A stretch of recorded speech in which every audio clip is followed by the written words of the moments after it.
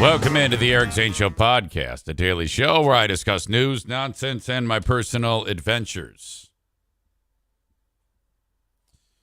Glad to have you all here. You may notice behind me that door is ajar because we've got a new visitor in here, the damn cat. Shouldn't say damn, it's Milo. He's like, he's got FOMO.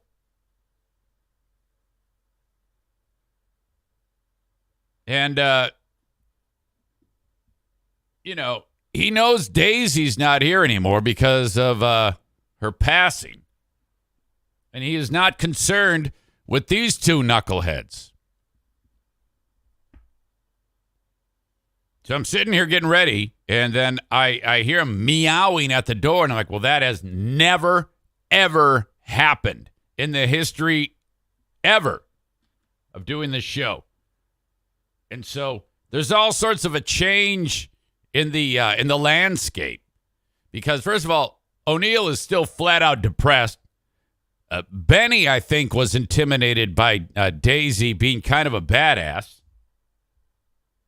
So he comes downstairs more, It's like everything's changing in good ways and bad ways. O'Neill is majorly bummed. I am not kidding you. He is so bummed out.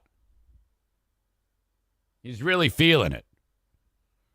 And then the cat's like, hey, let me in, fucker. And he's kind of like over here, like rolling around and doing his thing. I even took a picture of him like in here looking at them, and they're like, we don't even give a shit. Bruce likes to think he's some kind of hard ass, but he's not. He's just a dope. These guys are so silly. Will Milo be walking on the keyboard like mine do? Yeah, I mean, that is such a cat thing to do. I just heard Milo meow. He's in the room right now. I don't know. You won't be able to hear that because the way the mic is set up. But I just heard meow. Like, I know you're talking about me, fucker.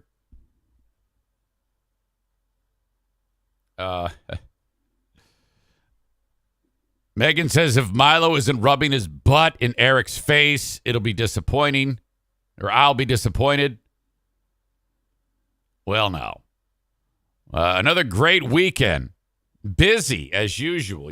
First of all, is it not the most fantastic thing when you have the day where it's warm enough where you're just in a T-shirt? The first day that happens, it's like, oh my God, that is such a fantastic thing. Holy shit.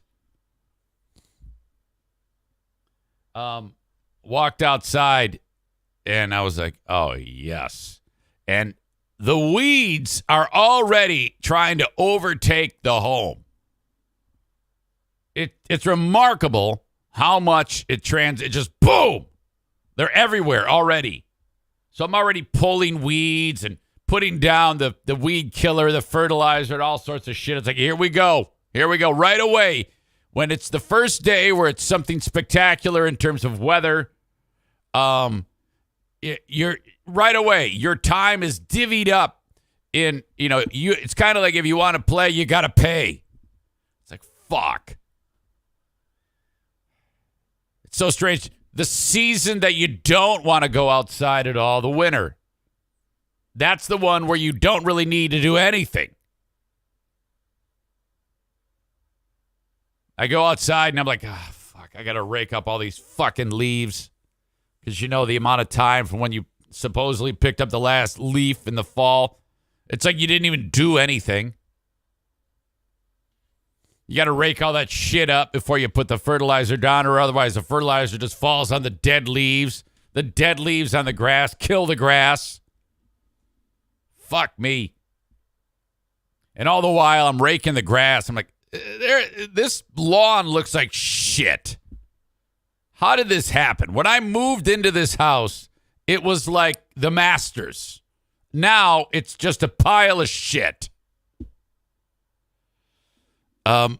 I continually feel like this home is in just a constant state of disrepair, getting worse. There's always it was raining really hard not that long ago, and there was like the downspout has sprung a leak. I have to replace the fucking downspout.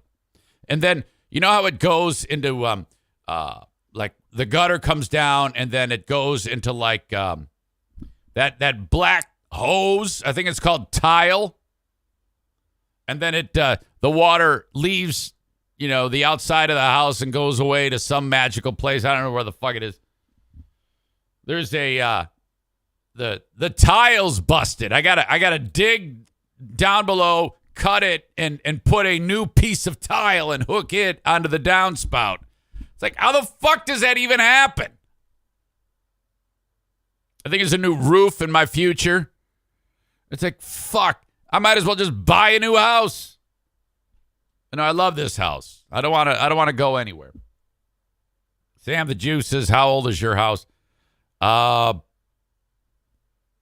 think it's about 30 years old. I think where I live, my house was like one of the first ones built.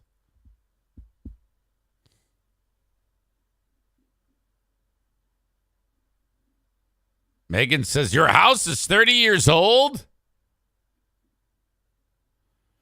Tyler says, I sense a roofing sponsor is in the near future. I tried. The tarantula farmer works for a roofing company. And he tried to get the boss to sponsor the show. And I was like, oh, come on now. Fingers crossed, roofing sponsor. Let's do this. It didn't work out. Sam the Jew says everything should have been replaced 20 years ago based on the rule of 20. Oh, if you say so. Ryan says, I got the same thing going on with one of my gutter tubes. Sprung a leak right at the ground level. Holes all over it. Really don't want to dig it. Sam, I don't care. I don't care, nor does anyone. Now he's adding, sorry, 10 years ago. Oops. How about less conversation?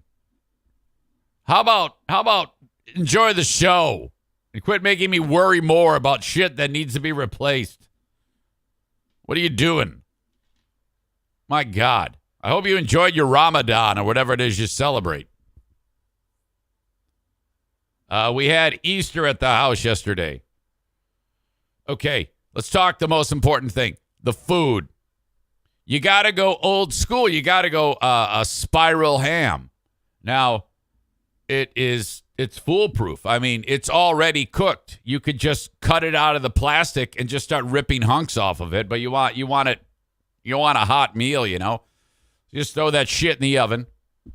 And then I like to cover it with tin foil. And then, for about 30 minutes, tin foil off. So you get a little crispy on the outside. And then at some point, you pull it out.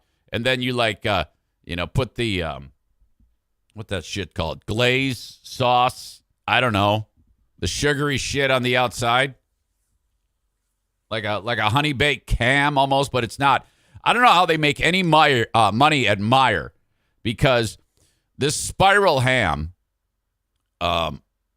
if you went there a few days prior to Easter, you're paying $32. And then Diana bought it on Saturday, and it was $8. They took that much off. How the fuck? I guess it's kind of eventually it's going to, go bad. They have to get rid of it. Makes you wonder how much food actually gets wasted at a place like that. But, no, it was awesome. Then we had the whole damn gang there, everybody. And we had a kid Easter egg hunt for my grandkids and adult Easter egg hunt. And then the grandkids hide the adult Easter eggs. And inside of the adult Easter eggs is little shooters of booze, money, scratch lottery tickets, And we even had gold eggs, and like each of it's when I say money, it's like $1 or $2. And then the gold ones have like $20 bills in them or some shit like that. I don't know. I had nothing to do with this. This is all a Diana thing. So then Diana says, all right, go hunt. And all these adults go flying out of the house. All my kids, spouses, boyfriends, girlfriends go flying out of the house. And they're looking for this shit. They're fighting over it. Oh, my God, it was spectacular. Neighbors are looking at us. What an absolute event this was. Really, really great. Which, by the way, I was just reading that at the White House, the adult Easter egg hunt is going on. Not adult, but the White House Easter egg roll is going on today at the White House. And I don't even know what an Easter egg roll is. I think you have an egg on the ground, and then I think you have like almost like a golf club thing, and you got to roll the egg from one point to the other.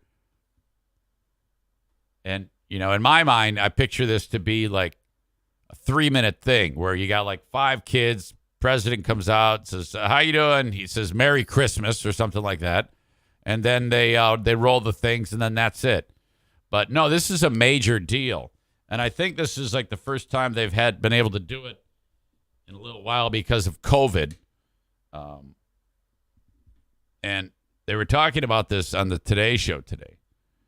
And I was like, what did I just hear? They have 30,000 eggs for this event. And I'm like, 30,000 eggs? What? Huh?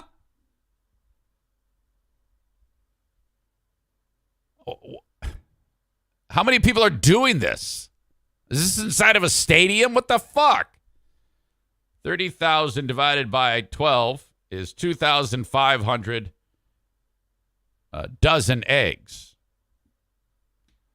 Cost of eggs in Washington, D.C. is at $4.04 per.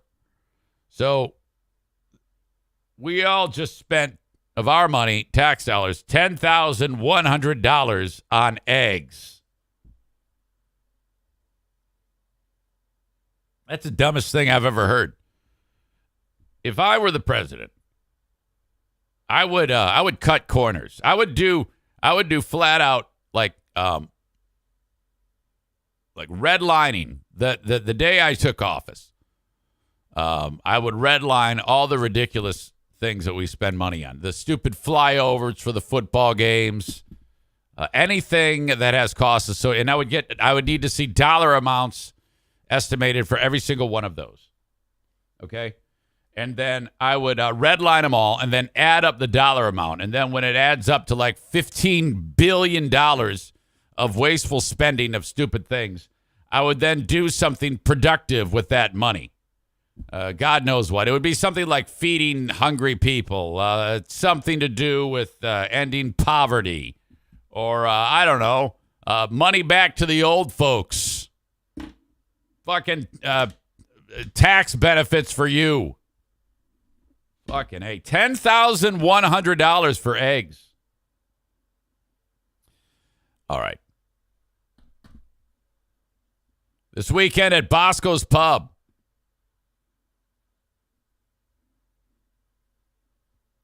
I was, my God, I was doing my thing Friday, Saturday, and I walk in Saturday, and Dougie, there's three Dougs. There's Doug, the big guy. By the way, if you ever get out of line at Bosco's Pub, this is a bad idea. Doug is an absolute badass. Jiu-jitsu and amateur wrestling. Incredibly strong individual. Very, very powerful. And used to be a bouncer. So this man knows everything there is to know about removing people from a bar. Did you ever see that film Roadhouse with Patrick Swayze? And everybody's like, I thought you'd be bigger. He's like that, but he actually looks like a bouncer. And then his son is Dougie, who, another badass, a collegiate wrestler.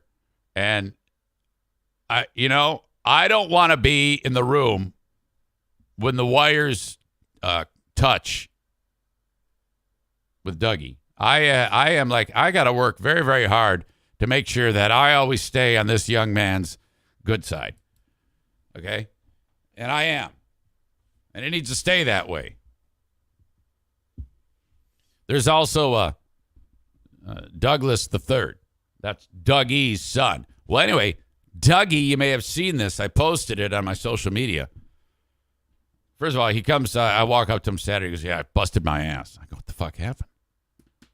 And there's this TV on the wall. And he was like making some type of adjustment to it. And I guess the bench that he was standing on kicked out from under his feet, and down he went. So I go, holy shit, geez, you okay? Yeah, I'm all right. And then I hear him say, Dad, why don't you check the security cameras and see if it's on there?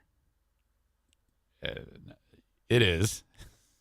And so then, short time later, I hear, I didn't know it was on there. Then all of a sudden I hear Big Doug laughing. Just dying. Oh, my God. Maureen says it looked like that hurt. Audio check. Video check.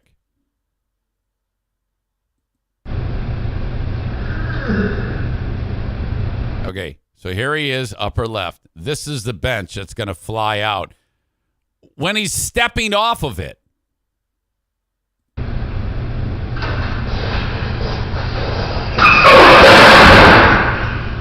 fucking hate this place. The quote, I fucking hate this place.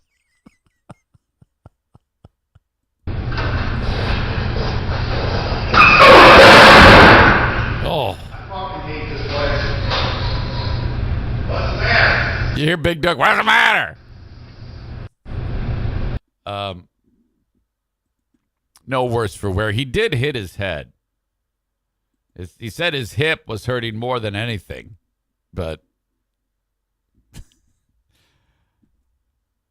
unbelievable. It seemed to get a lot of traction on Facebook. People checking that out. Sam the Juice's head hurt me. His head actually hit something. And he was the one encouraging us to post it. So it's like, Eric, if you want to talk about staying on his good side, maybe not post that. Maybe don't post that. But he was cool with it. It's all right. While I was there, this young couple, well, I would say 35, come walking in. And dude and his wife, and take a seat at the bar, and we're all playing trivia. And the way it is your phone is what you use as your answer pad or whatever, and it's awesome. So I'm competing with Big Doug, and then the dude who came in, he goes, "Is this a version of Dumber Than Zane trivia?" So he's figured out who I am, and we're having a good laugh. Ha ha! Yeah, okay, cool. And whatever, they're enjoying their drinks and maybe having some food a little later on, and then short time later, I'm back in the kitchen. And Lindsay comes in, and it's their whole family and me. That's who's working. Lindsay is the daughter. She comes in, and Lindsay's great. She used to play soccer with Jackie, and she comes in. And she says, "Hey, that couple at the bar." I go, "Yeah." And she goes, "They would like a picture." I go, "Oh, well, that's fantastic. That makes my heart feel good. I love that." So I come walking over there, and I introduce myself, and I'm talking to them, and they're asking about like the podcast or something like that, or talking about the old radio show. And this is a couple. The guy Brett, it's Brett and Rachel. Brett is like, yeah, I quit listening, and one of those things. Didn't really want to listen anymore after. Doesn't listen now, and Like, oh, yeah, that happens. Those are good days, whatever. Who cares? And then this kind of catches people off guard because I get people assuming this. I've had it happen more than once. So, do you own this place? And then I always I go, no, I make the French fries. Are you kidding me? I don't own I don't own this place. He goes, oh. And he kind of looks at me, and I think some people are confused by that. And I'm like, no, I don't really have I never feel the need to explain my motivation for doing for working there. And I don't know. I can just say that I enjoy it. By all means, I don't have to do that, but I like those people. I've known them for quite some time. And, so I think it was just kind of funny for him to say, hey, are you the owner? No. Are you kidding me? I'm a fucking fry cook. I'm the actual lowest of the low here. But it's cool. I love it. In fact, I'll be there tonight again. Come see me. Chris says they think you're flipping burgers to get by. Well, good. Good. I love that. To me, that all builds the mystique of I will be the one that actually grinds out the victory somehow. I will never sit still. Ryan says, fine, after I go for a run, after work, I'll stop by for a BJ. And I will give you a BJ. A BJ burger, that is. Come see me. In a way, I kind of am, I guess, because the money that I earn from Bosco's, everything helps. What I do now, I've got my hands in about 50 different things in order to make a living, and it seems to work. I enjoy it. I know that. All right. Before we go any further, a reminder that this show is heard in its entirety, the free podcast, Monday through Friday for you. Twitch.tv/Eric Zane Live.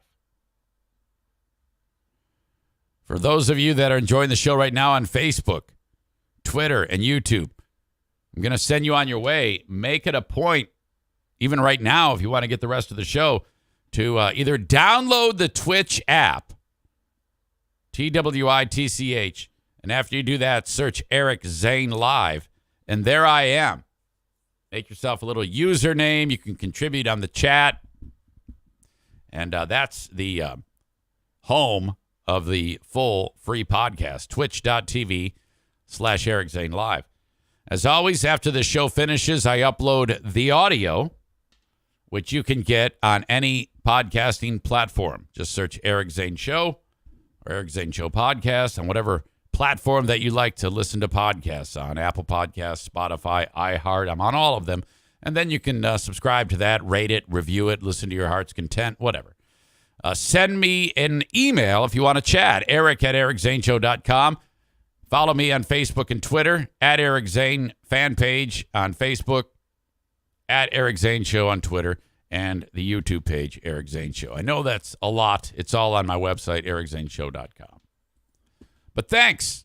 Thanks for being here and checking out the show.